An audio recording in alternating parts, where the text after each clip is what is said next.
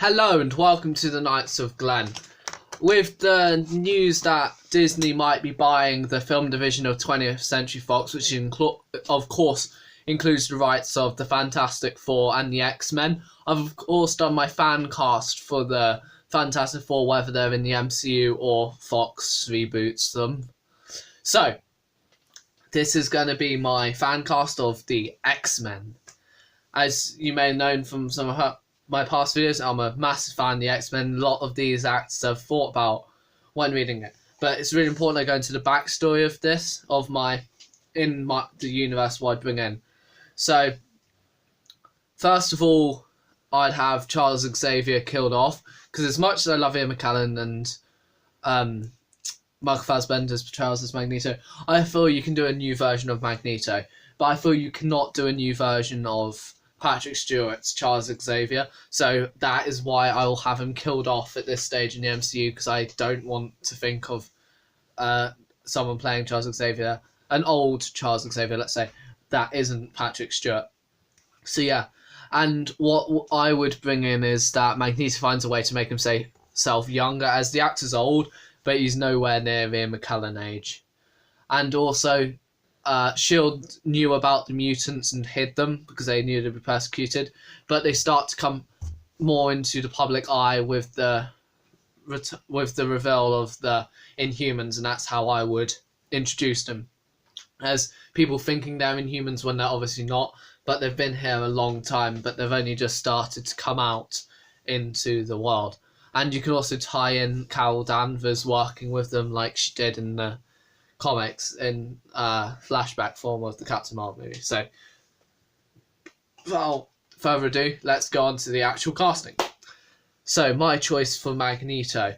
I didn't realise the connection until I wrote this down, but the person I'd cast as Magneto is Viggo Mortensen, who of course played Aragorn in Lord of the Rings, as I feel it's not just because he's got the natural European accent, but I feel he would bring a lot of raw brutality, basically, to the persona, but also have him as a heroic character, as Magneto should always be portrayed as being heroic and in the right, in that sort of way. And I feel Viggo Mortensen could easily do that, so I'd love to see him play Magneto if the X-Men are in the MCU.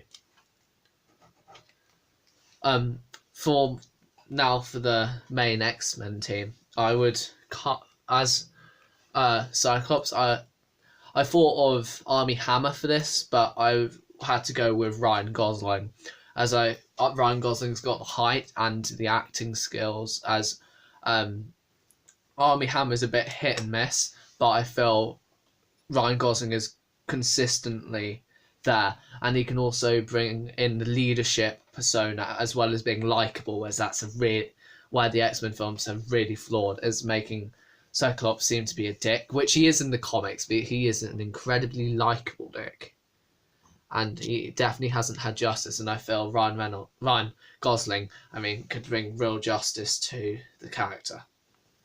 And going off that is my casting of Jean Grey. And I didn't realise the connection until I thought of this yet again, which is Emma Stone as Jean Grey, which I feel she can bring across the strength as well as incredible likability. She's one of the most likeable actresses around, and I feel she'd be perfect at doing sort of big sister motherly persona that she has in the comics really well.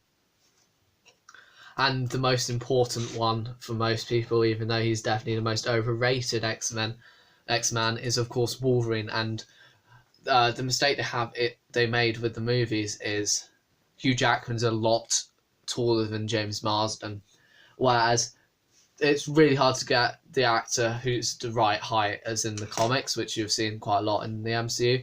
So I feel all you need is the actor who plays Cyclops to be taller, and Ryan Gosling's of course quite tall, so someone who's a bit shorter than him and enough for him to still have his towering presence over Wolverine, for me, would be Jake Gyllenhaal, as I feel he would be able to do the brutalness of Wolverine, as well as the gruff likability, and I feel he would do it really well. And he's obviously got the acting experience to be able to pull this off brilliantly. And the casting that I would cast for Beast, yes, he's playing Hellboy, but I don't care. He's one of my favourite actors. It's, of course, David Harbour. Yes, Green Lantern. He is going to turn up in this video. It's pretty obvious why I'd cast him. He's got the gruff but smart look, and all you have to do is paint him blue and he's the older Beast. But what I want is to be able to have him as so when the X-Men were formed, he was a bit older than the X-Men. When you see with the X-Men who have with Emma Stone and Ryan Gosling, so he's that a bit older, but he was still young enough to have been in the first class, let's say, of them. So I feel that, and obviously David Harbour's acting talents speak for themselves, and it's pretty obvious he would be able to pull it off. And now going in from the first class sort of era from the comics, I would cast Andrew Garfield. Yes, he played Spider-Man, but Emma Stone also played Gwen Stacy, which I only just realised. But yeah, I would cast Andrew Garfield as Iceman, as I feel he can do the quips, kind of like Spider-Man, but not as funny, but while doing ice stuff. And I feel he would be perfect at doing the multi-layered dynamics of Iceman really, really well. And just because he's played a superhero before doesn't mean he can't do it again, with such as David Harbour as Hellboy, and I want him to play Beast, and Chris Evans and basically anyone who's played a Human Torch, basically. And I would next for the last one of the first class, I would cast Matt Smith as Angel, as I feel he does quite a good American accent, but he can also do like an upper class American accent, which Warren Worthington needs, and I feel he would be brilliant at doing that sort of slight rugal nature of the character really well, which has been absolutely dire in